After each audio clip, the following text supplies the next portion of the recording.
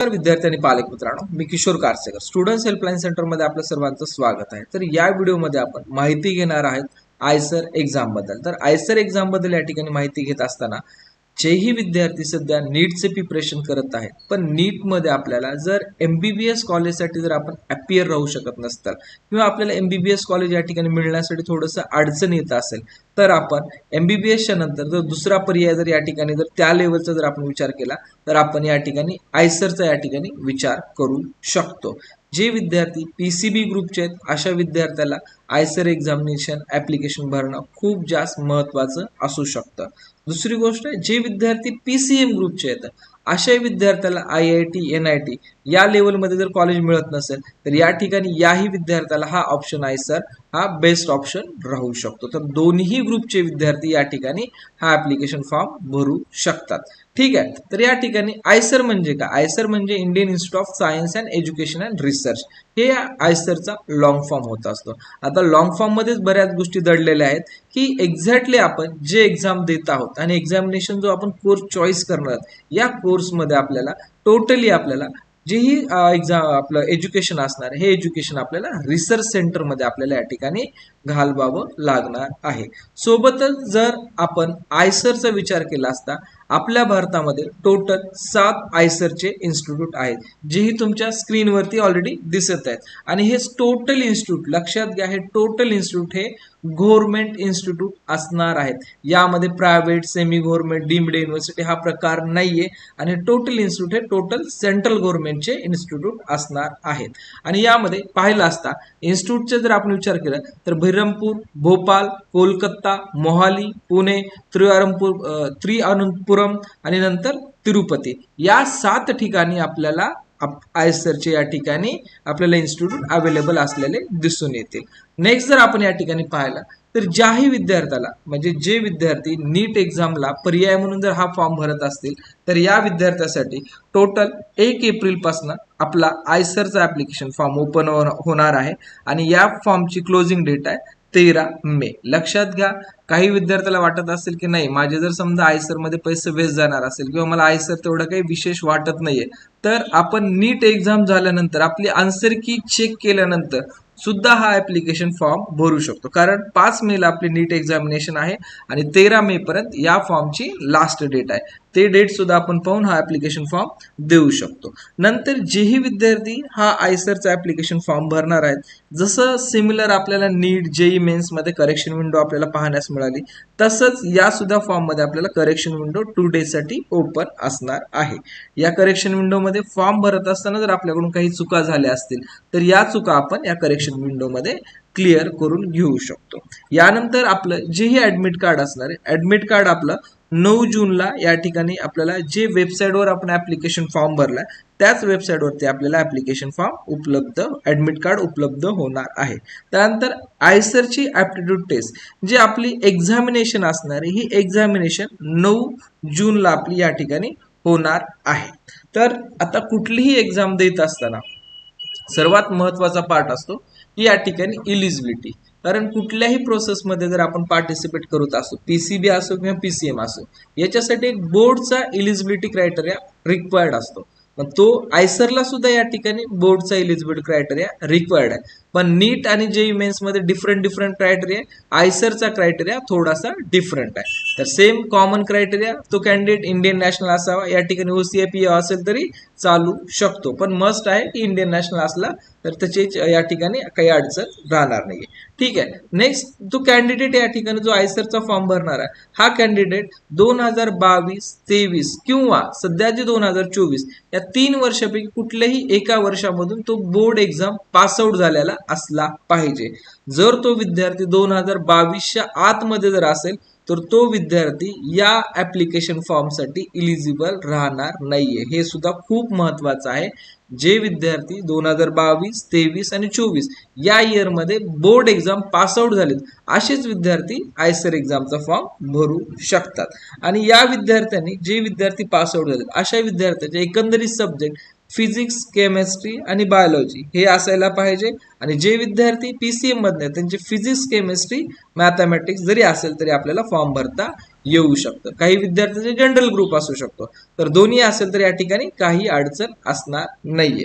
त्यासोबतच जे तुम्हाला बोर्ड इलिजिबिलिटी क्रायटेरिया बोललो होतो, जसं आपला नीटचा ओपन 50% आहे, कॅटेगरीचा 40% आहे, तसाच या ठिकाणी जे विद्यार्थी SC ST, लक्षात घ्या, जे विद्यार्थी SC ST PWD या प्रवर्गातनं जर येत असतील तर त्यांना एकंदरीत, लक्षात घ्या, एकंदरीत aggregate marks, not a grouping marks, it's a aggregates marks, ते ॲग्रिगेट्स मार्क्स तुमचे 55% असणं गरजेचं. म्हणजे 55% ज्या विद्यार्थ्याला मार्क्स आहेत तो विद्यार्थी हा फॉर्म भरू शकतो. नेक्स्ट आहे की जे विद्यार्थी ओपन, OBC, EWS या प्रवर्गात येतात तर अशा विद्यार्थ्यांना बोर्डमध्ये टोटल ॲग्रिगेट हे 60% मार्क्स असणं आवश्यक आहे. जर विद्यार्थ्याचं 60% ॲग्रिगेट जर असेल तर तो विद्यार्थी या ठिकाणी या ॲप्लिकेशन फॉर्मला इलिजिबल असणार आहे. नंतर जेही विद्यार्थी ऍप्लिकेशन फॉर्म तर भरायचं आपलं फिक्स झालं.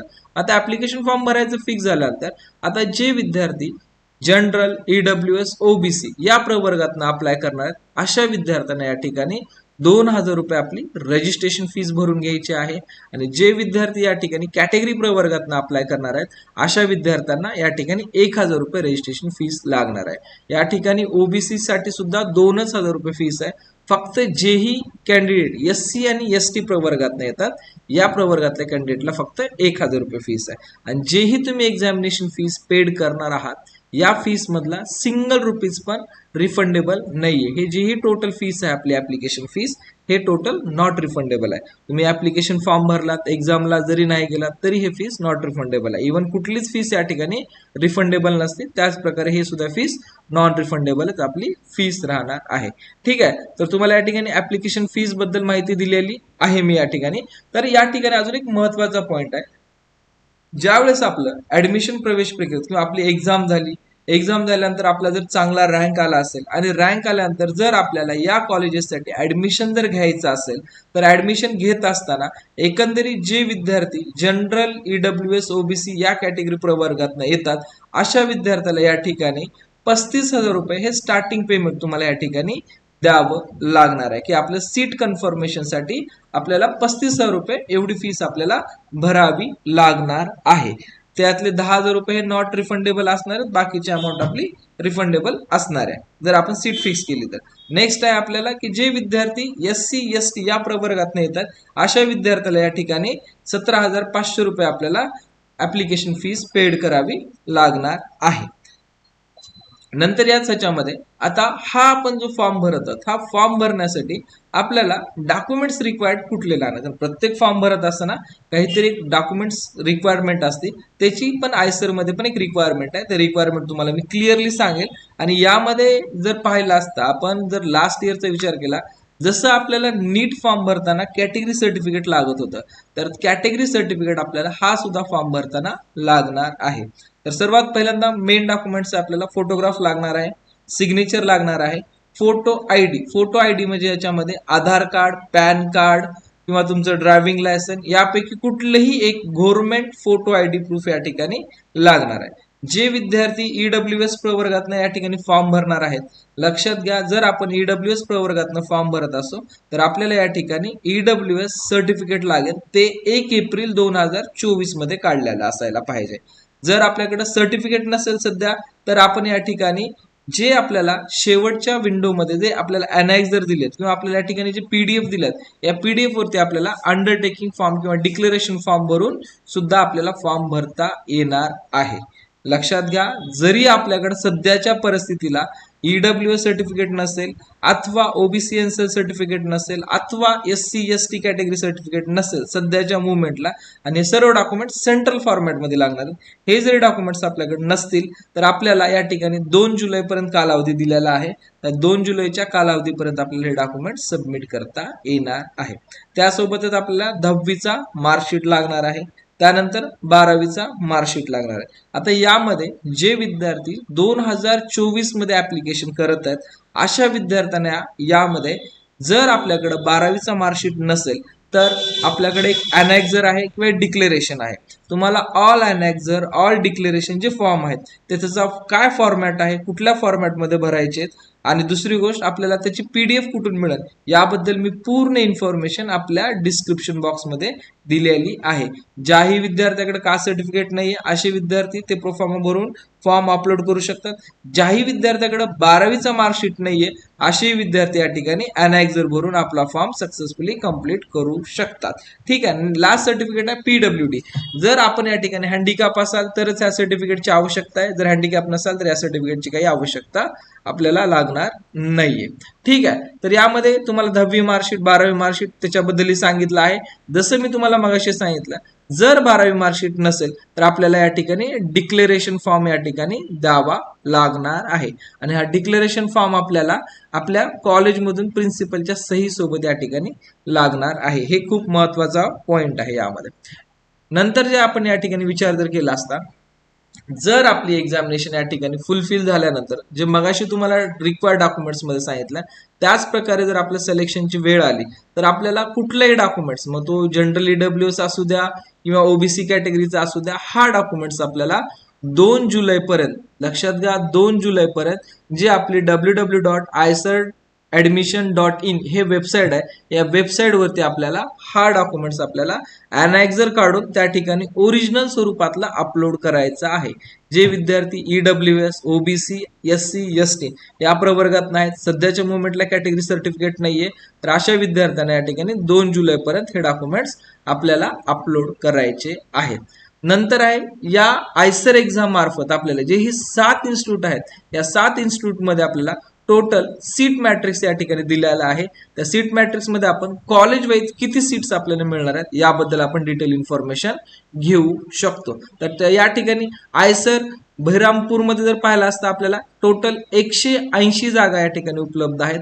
आयसर भोपाळमध्ये 255 जागा उपलब्ध आहेत. आयसर कोलकातामध्ये 250, आयसर मोहालीमध्ये 250, आयसर पुणे 288, आयसर तिरुपती 275 आणि आयसर तिरुअनंतपुरमध्ये 320 जागा या ठिकाणी उपलब्ध आहेत.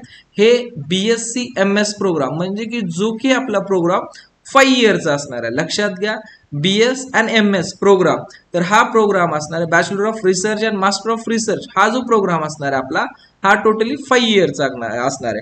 याच्यामध्ये बॅचलर ॲज वेल ॲज मास्टर दोन्ही डिग्री आपल्याला या ठिकाणी मिळणार आहेत. पण काही इन्स्टिट्यूटमध्ये ओनली BS प्रोग्राम पण उपलब्ध आहे.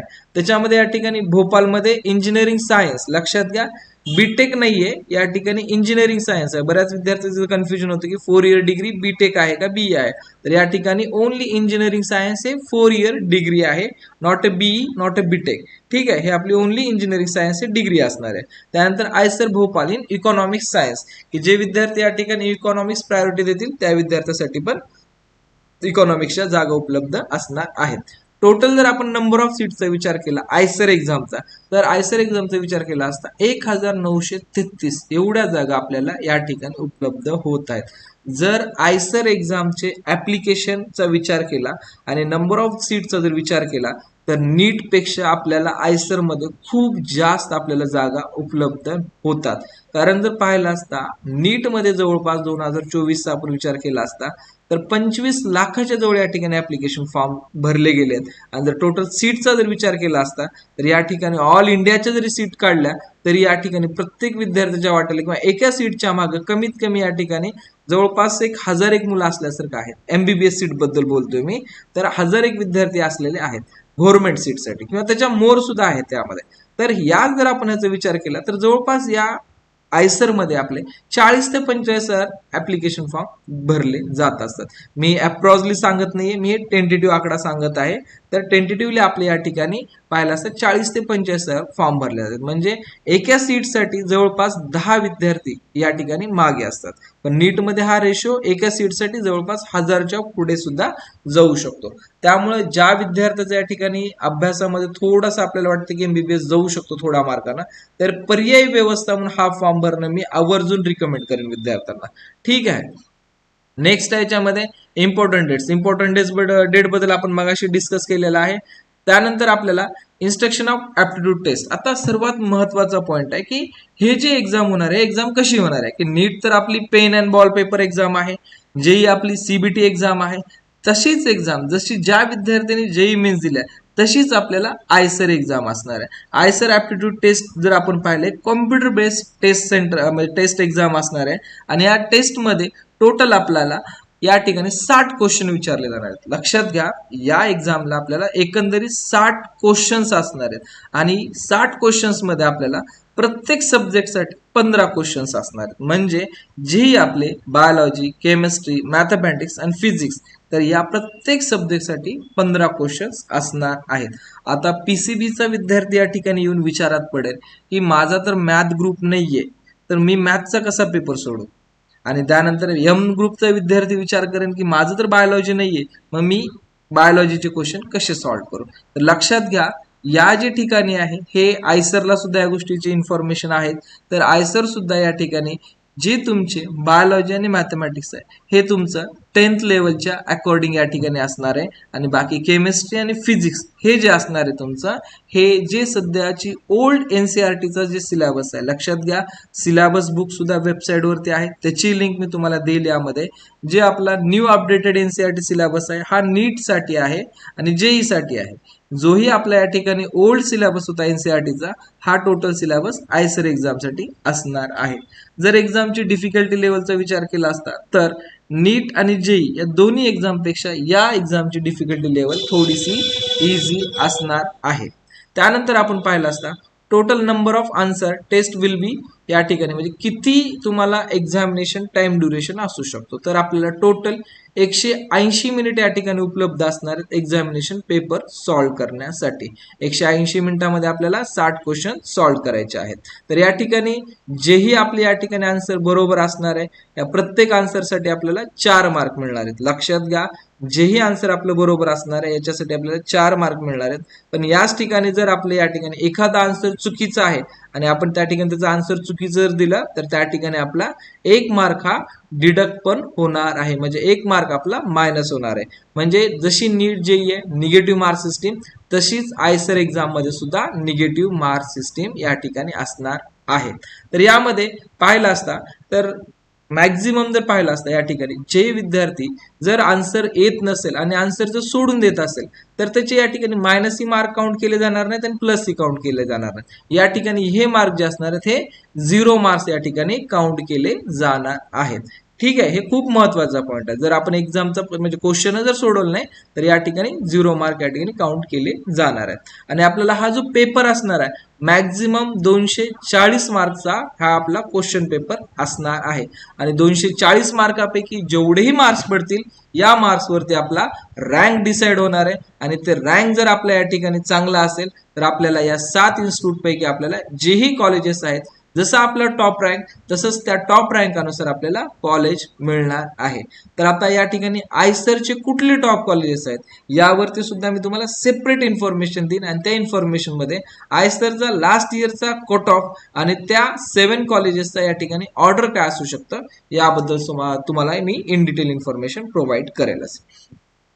नंतर आहे question paper and mock test. आता ज्याही विद्यार्थ्याला या ठिकाणी आयसर बद्दल काही माहिती नसेल तर अशा विद्यार्थ्यांसाठी या ठिकाणी आयसरची सुद्धा मॉक टेस्ट सुद्धा असणार आहे. आणि दुसरी गोष्ट, यांचे जे काही प्रिव्हियस इयर आहेत या प्रिव्हियस इयरचे क्वेश्चन पेपर सुद्धा वेबसाईट वरती उपलब्ध आहेत. वेबसाईटची लिंक सुद्धा मी तुम्हाला या ठिकाणी मेन्शन केलेली आहेच. यानंतर आपण पाहू शकतो आता मोड ऑफ एक्झामिनेशन. आता तुम्हाला मगाशी सांगितलं की मोड ऑफ एक्झामिनेशन काय असणार आहे, त्याबद्दल तुम्हाला इन डिटेल या ठिकाणी इन्फॉर्मेशन दिलेली आहेच. आता सर्व या ठिकाणी फॉर्म सक्सेसफुल झाल्यानंतर, आपली पेमेंट झाल्यानंतर, बाकीच्या सगळ्या जे स्टेप्स आहेत, आपलं डॉक्युमेंट्स वगैरे अपलोडिंग झाल्यानंतर आपलं ऍडमिट कार्ड येणार आहे. ऍडमिट कार्ड आल्यानंतर आपल्याला त्या ऍडमिट कार्डच्या याच्यातने आपल्याला पुढील या ठिकाणी फॉर्म प्रोसेस करता येणार आहे. यामध्ये एक्झामिनेशनचे इन्स्ट्रक्शन दिले आहेत. एक्झामिनेशनचे इन्स्ट्रक्शन सिंपल आहेत. जे विद्यार्थी नीटला या ठिकाणी इन्स्ट्रक्शन फॉलो करत आहेत किंवा जेईला फॉलो करत आहेत तेच इन्स्ट्रक्शन या सुद्धा एक्झामला असणार आहेत. त्यामुळे मी जास्त वेळ याच्यामध्ये घालणार नाहीये. ते तुम्हाला ऑलरेडी माहित आहेत की एक्झामिनेशनचे काय इन्स्ट्रक्शन असतात. तर या ठिकाणी आयसर एक्झाम बद्दल मी तुम्हाला इन्फॉर्मेशन दिली आहे. पुढच्या व्हिडिओमध्ये आपण नायसर, लक्षात घ्या IISER, आणि दुसरी एक एक्झाम आहे NSER. आयसर आणि नायसर दोन्ही वेगवेगळे पार्ट आहेत आणि दोन्हीचे फॉर्म 1 एप्रिल आणि 30 मार्च पासून या ठिकाणी सुरुवात होणार आहेत. तर या दोन्ही फॉर्म बद्दल मी तुम्हाला डिटेल इन्फॉर्मेशन आपल्या या चॅनलवरती उपलब्ध करून देणार आहे. ठीक आहे. तर जर काही विद्यार्थ्याला फॉर्म मध्ये अडचणी असतील तर आपल्या लातूर किंवा पुणे ऑफिसला येऊन फॉर्म भरू शकतात. आणि जेही विद्यार्थी या ठिकाणी ऑनलाईन भरत आहेत त्या विद्यार्थ्यासाठी मी लाईव्ह या ठिकाणी कसा फॉर्म फिल करायचा याबद्दल सुद्धा इन्फॉर्मेशन देणारच आहे. ठीक आहे. Thank you for watching.